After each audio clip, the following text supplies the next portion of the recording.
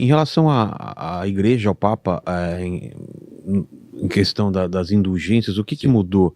Que a gente lembra das indulgências na Idade Média, né? Isso.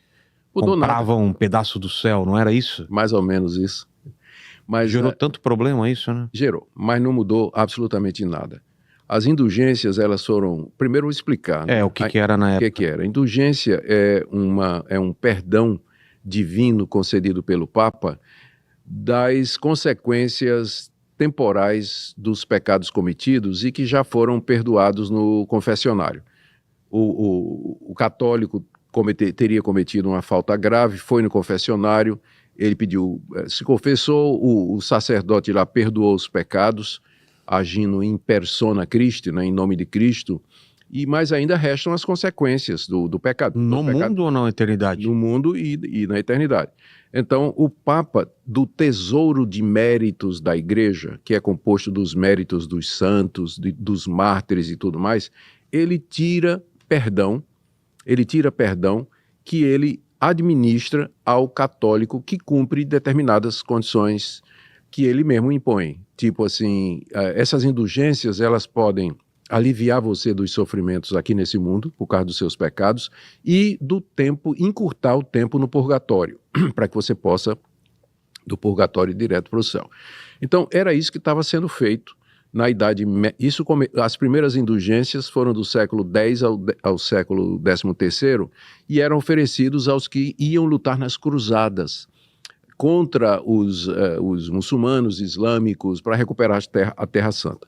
Depois virou uma prática comum que o Papa administrava e dava mediante peregrinação, ofertas financeiras, caridade, e a coisa ficou, o caldo engrossou quando o Papa Leão X, querendo recursos para reformular a Catedral de São Pedro, dar uma repaginada na catedral, ele liberou indulgências por todo o Império Romano, e o tesoureiro dele, o famoso alemão Tetzel, ele tinha um dito, né, que quando a moeda entrava tilintando no cofre, a alma saía voando do purgatório.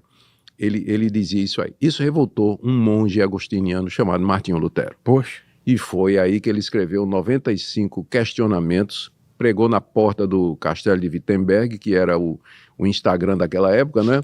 Convidando os doutores para um debate sobre o que é realmente penitência e se pode haver perdão de pecados dessa forma, né? E aí deflagrou a Reforma Protestante. Poucos anos depois, a Igreja Católica se reuniu no chamado Concílio de Trento, Concílio da Contra-Reforma, e reafirmou a questão das indulgências. Reafirmou? Reafirmou.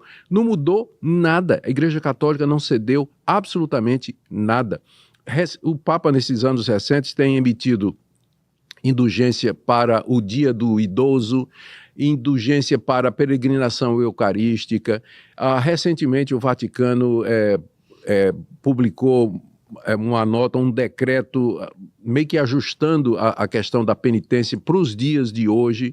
Então, até hoje, existe a questão da penitência. O católico, ele pode adquirir, a questão das indulgências. O católico pode adquirir indulgências mediante determinadas condições estipuladas pelo Papa, né, que vão desde peregrinação até boas obras, caridade. Creio que hoje a questão da compra com dinheiro já não tem tanta ênfase exatamente por conta das repercussões. Mas não deixa de ser uma compra, uma troca de você querer um benefício de Deus através de esforço humano, né? Foi contra isso que os reformadores se levantaram, exatamente contra isso. E por isso que eles disseram, já que isso não está na Bíblia, somente a Escritura. Já que isso ofende a Cristo, porque você vai ter que fazer alguma coisa para completar o trabalho de Cristo, somente a graça, somente a fé. E a glória tem que ser somente de Deus e não da igreja que administra esse tipo de redenção. Então, infelizmente, está aí as indulgências de volta, né, ao cenário de debates no meio religioso. Outro assunto que tem debate é sobre os dons espirituais, né? Eita, hoje pegou pesado. Eles cessaram ou continuam aqui e acessíveis a qualquer um? Rogério, a gente tem que definir primeiro de que dons nós estamos falando. Dom de línguas, profecia, cura... É que está o problema. As pessoas acham que estes são Não o seu caso, que eu sei que você sabe que tem mais do que isso. Mas, sim. no geral, as pessoas pensam que estes são os dons. O Novo Testamento tem 5 listas de dons. Tem 2 em 1 Coríntios 12, uma em Romanos 12, uma em Efésios 4 e uma em 1 de Pedro capítulo 3. Nessas 5 listas, você tem aí mais de 20 dons diferentes, que inclui dom de misericórdia, dom de contribuir, que ninguém quer. Ah, é? Ninguém quer esse dom. Nunca tinha ouvido falar isso, olha só. Dom de contribuir. O dom de presidir, dom de discernir espíritos, palavra da sabedoria, palavra de discernimento. Então, dom de mestre, tem uma variedade enorme de dons, que são ferramentas que Deus deu à igreja para que ela se edificasse, para que ela cumprisse sua missão no mundo. Naquela época. Naquela época. E que permanecem. Agora, alguns dons, eles tiveram funções provisórias durante um determinado período da história. Pensa, por exemplo, no Antigo Testamento. No Antigo Testamento, Deus levantava homens como Sansão, de uma força sobrenatural.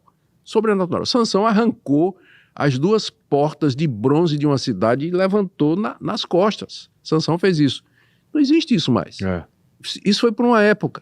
Então, você tinha uma pessoa extraordinária como Sansão. Você tinha uma pessoa como Moisés. Moisés abriu o Mar Vermelho. Moisés comandava o pão do céu, 40 anos.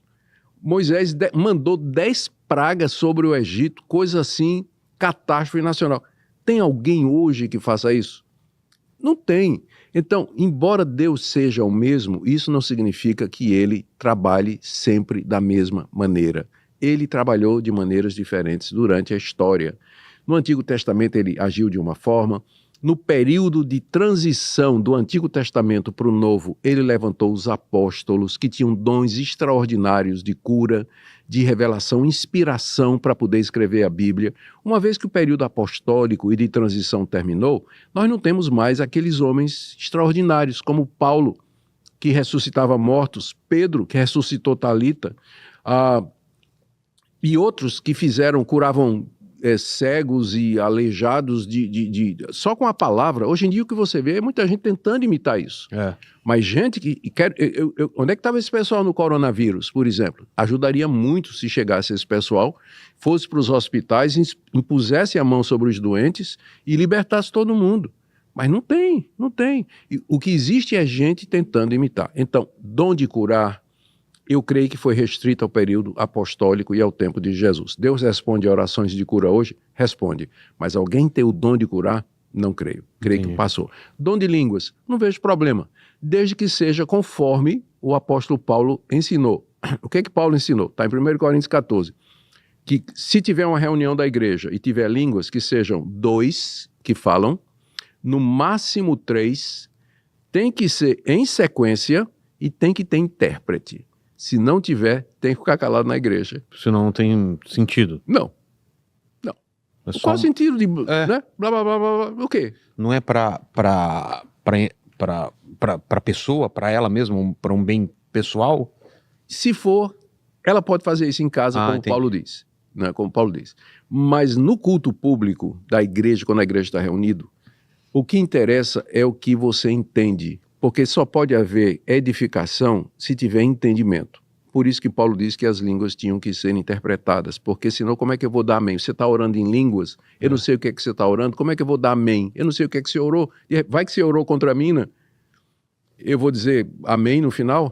Ou então você está dizendo uma coisa gloriosa diante de Deus e eu não estou entendendo, eu não tenho reação, aquilo não me abençoa. Então tem que ser interpretado. Quando a reforma aconteceu, as missas eram em latim. Quem entendia? Nem o padre. Ninguém falava latim. E era de costas. A primeira providência dos reformadores, o que foi? O culto é na língua vernácula, é na língua do povo, na língua nativa, porque sem entendimento não há edificação.